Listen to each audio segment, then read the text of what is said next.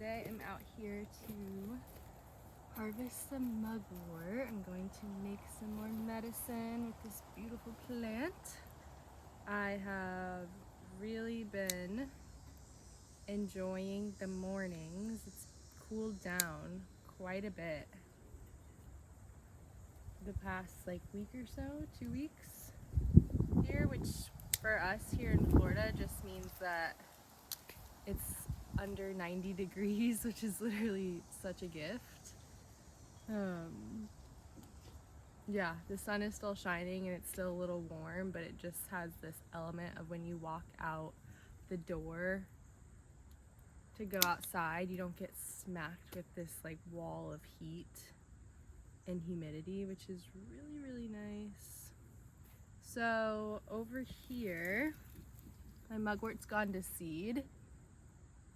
Well, I'm letting it go to seed. It flowered and then I was like, let me just let this one go to seed. I'll collect seeds and let the seeds drop here and then it will grow again whenever it's ready to. So I'm gonna let that just stay, even though that's a beautiful branch that I would love to harvest.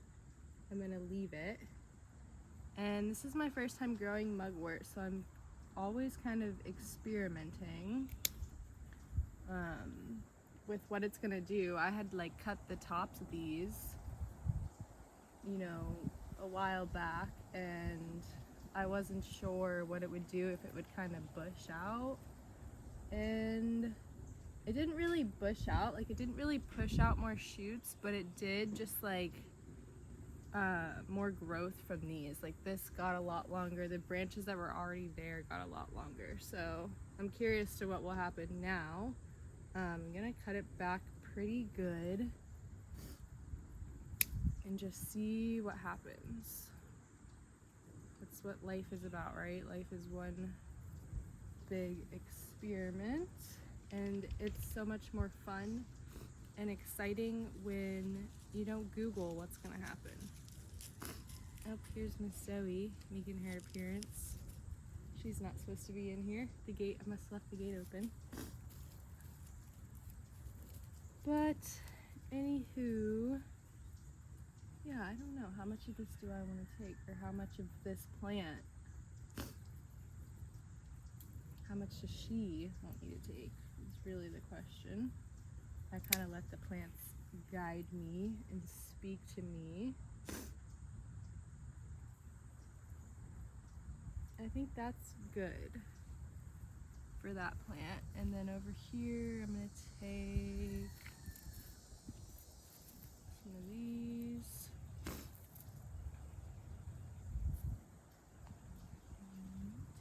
I'll take this one completely. And I'm just cutting it off. I'll cut off those little brown pieces. And I don't think I'm going to tincture directly into this jar. It's just a big jar that I know would hold everything that I got today. I am excited to make some more medicine, and the medicine I made about 6 weeks ago is ready to be strained. So I'm really excited to taste it. Let's see. You're a little droopy. I'll take you. And I love to just leave some, let some fall to the earth and leave it for the earth and the plant.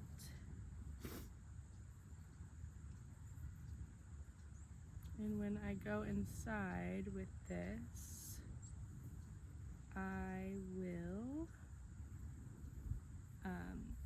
cut or chop it up even more finely, and then pour some vodka over it, put a lid on there.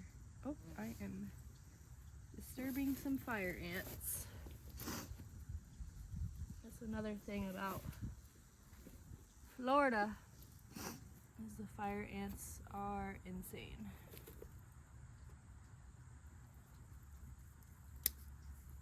Pour vodka over it, put a lid, pouring the vodka up to the top of whatever jar I do end up using, and not leaving any room for oxygen to be in there is important to me. And then I will stick it in a dark cabinet for about 6 weeks. And then 6 weeks later, I will strain it and have some gorgeous medicine.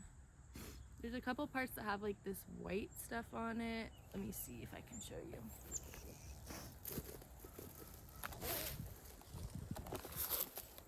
Oh, one of those grasshoppers, those big lubbers. Here's that white stuff right there. Do you see it? It almost looks like, you know, someone spit on it. I don't know what that is, but I'm just gonna leave it and like not harvest from there. The lubbers, I don't know if y'all have those somewhere else. That's so crooked, isn't it? Please excuse my lack of camera skills. But yeah, we've been kind of battling them all summer, and I have several that live here in this garden. And I was killing them, like that's kind of the culture, is like murder the lubbers. And then I noticed that they really weren't doing much harm. They were here in this area where I am. This was originally going to be a pumpkin patch, and they kind of killed and ate all our pumpkins and squash. So I was killing them. But since they've moved into my roselle over there, they're not really eating it. And I don't see them doing a lot of damage, and I don't tend to like murdering.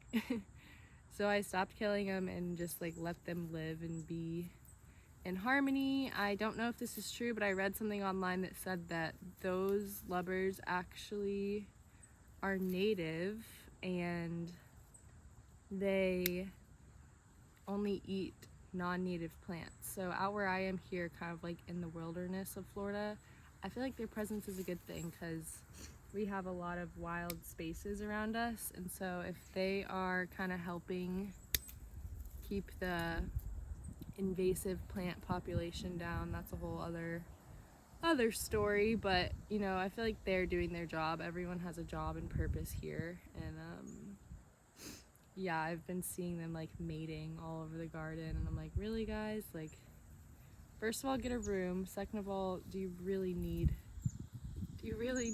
more of you? But that's what our job is as a species, right? No matter what species we are, we're just trying to pass our genes on. And I find it curious that they have certainly evolved to be afraid of humans. Like, you can't even get near them without them. They just run away or hop away. And even if you're trying to like stomp them with your boot, they quickly will hop out from under your boot. And that's kind of sad.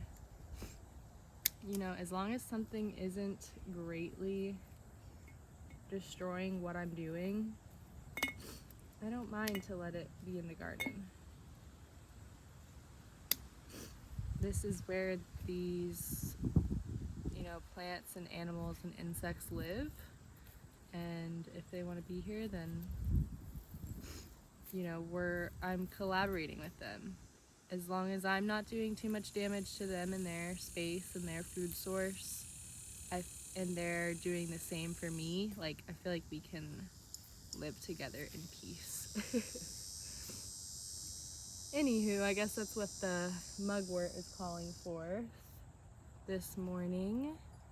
This was just a little silly video as I harvest some mugwort, and I hope you enjoy. I hope you check out the shop, and the mugwort that I grew this year will be up in the shop soon, so check it out, sacredreclamation.com, and join our newsletter. I will put a link in the description to join our newsletter.